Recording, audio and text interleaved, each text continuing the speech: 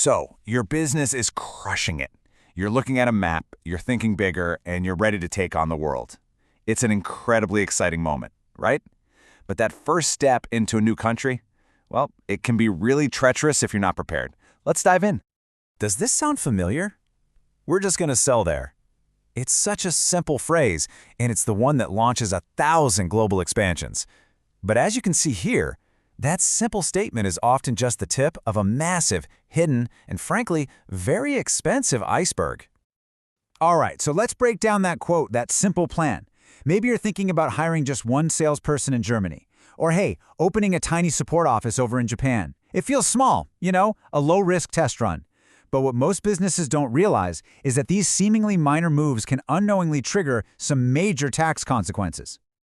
And that brings us to the real core of this explainer, the hidden tax tripwires. See, just beneath the surface of that simple plan are two huge risks that tax authorities all over the world are actively looking for. And if you get this wrong, it can derail your global ambitions before they even get off the ground. Okay, so the first tripwire is something called permanent establishment, or PE for short. The easiest way to think about it is this. If your business activities in another country become substantial enough, that country's government essentially says, hey, you're not just visiting anymore. You have a permanent taxable presence here, and you owe us corporate income tax on the profits you're making in our country. The second tripwire is transfer pricing, or TP. Now, the best way to get your head around this is to think of TP rules as the intercompany price police. Let's say your U.S. headquarters sells goods to your new German branch. You can't just make up a price to shift profits around. Nope. The price has to be what's called an arm's length price. Basically, the same fair market price you charge a completely unrelated company. So what happens if you actually trip one of these wires? Well, it's not pretty. Suddenly, you're on the hook for foreign corporate income tax you didn't plan for. You could even face double taxation, getting taxed on the exact same income in two different countries. Then come the audits, the compliance headaches, and it's all topped off with financial penalties that can easily hit 20, 30, even 40% of the tax you owe. The stakes here are incredibly high.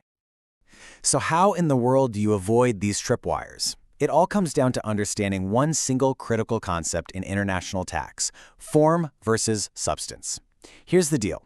Tax authorities don't just look at your legal contracts. That's the form. They investigate what's actually happening on the ground. That's the substance.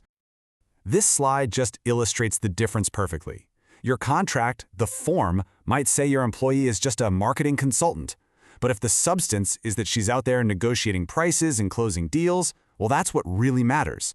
You might claim to have no official office, but if your whole team works out of the same co-working space every single day, that creates substance.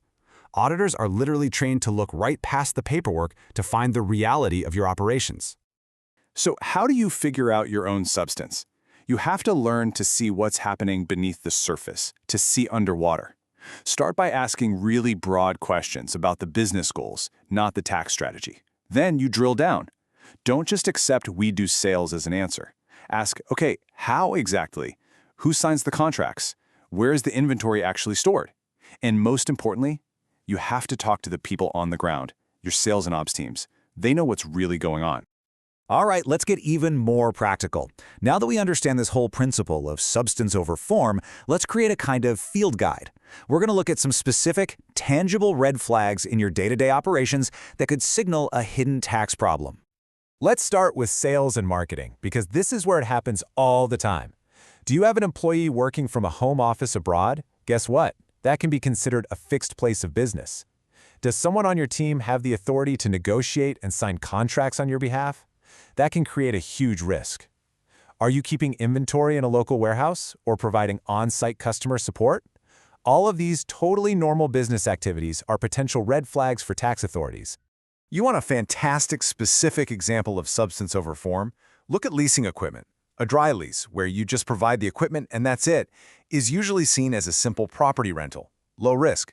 But a wet lease, where you also provide the crew, the maintenance, the operations, well, now tax authorities see that as you providing a service in their country, and that carries a much, much higher risk of creating a taxable presence. It's a tiny operational detail with a giant tax impact. Okay, we've covered the tripwires, the principle of substance, and a bunch of red flags. Now, let's boil all of this down into one golden rule that should guide every single decision you make when you're expanding internationally. And here it is, the golden rule. The tax structure must complement the client's commercial objectives. A super clever tax structure is absolutely useless if it gets in the way of actually doing business.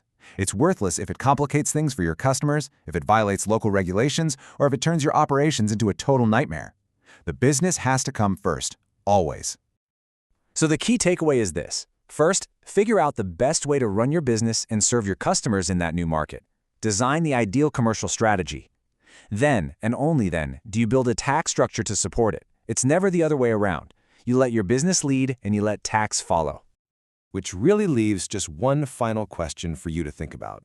Take a good hard look at your international strategy. Is it built on the solid rock of commercial reality with a clear-eyed view of your operational substance? Or is it kind of floating on the thin ice of a simple plan, just hoping that no one looks too closely at what's really happening just beneath the surface?